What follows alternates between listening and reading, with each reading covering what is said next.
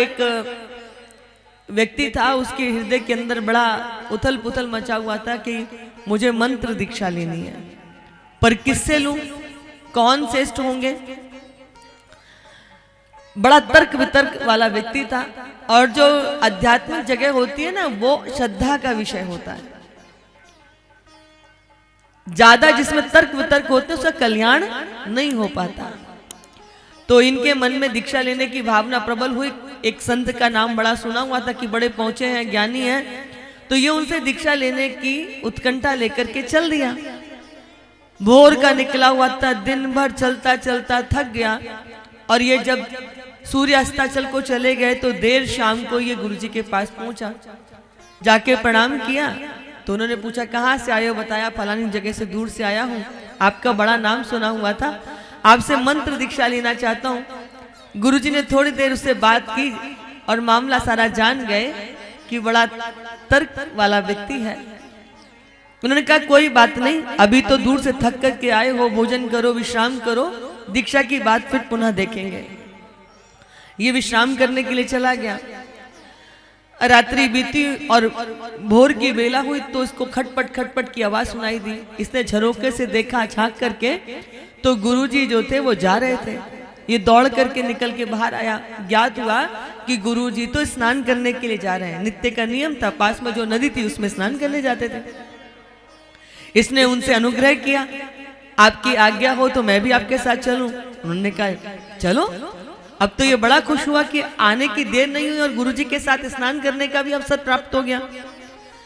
ये गुरुजी के साथ स्नान करने जा रहा था। गुरुजी शांत चल रहे थे और ये प्रश्न कभी दूसरा प्रश्न कभी तीसरा प्रश्न, इसके अंदर जितना भरा हुआ था ये निकालना इसने शुरू कर दिया। गुरुजी तो नित्य उस नदी में स्नान करते थे, उन्हें मालूम था कि कहाँ गहरा है कहाँ उतला है।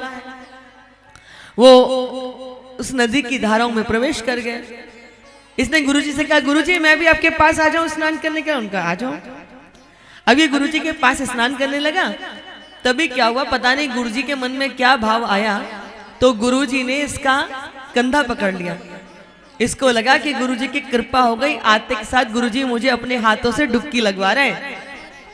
तो बंधुओं इसने अपने शरीर को बिल्कुल ढीला छोड़ दिया। अब गुरुजी ने इसके कंधे को पकड़ा और इसको जल में लेके गए, तो ये भी सहज शरीर ढीला करके जल के अंदर चला गया। अब जैसे ही जल में डुबकी लगाई, अब इसको लगा कि गुरुजी हाथ ऊपर उठाएंगे तो मैं साथ में ऊपर आ जाऊंगा। लेकिन गुरुजी ने क्या किया, अपने शरीर में जितना बल था वो सब उसके कंधे पे लगा करके उसको नीचे रोकने का प्रयास किया। थोड़ी देर जब तक बन सकती थी इसने सांस रोकने का प्रयास किया।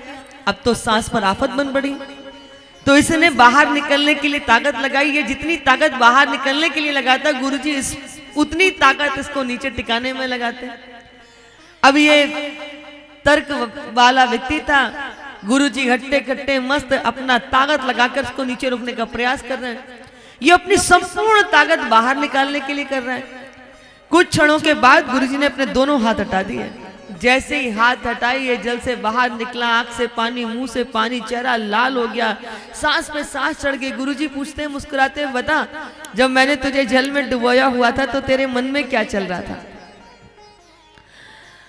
सांस पे सांस चढ़ी हुई थी। जब सांस थोड़ी स्थिर हुई तो बड़बड़ाने लगा। मैं तो सोच रहा था कि आप बहुत पहुंचे हुए हैं, सिद्ध हैं, मुनि हैं, लेकिन आप तो राक्षस निकले, आप तो मुझे मार देना चाहते थे।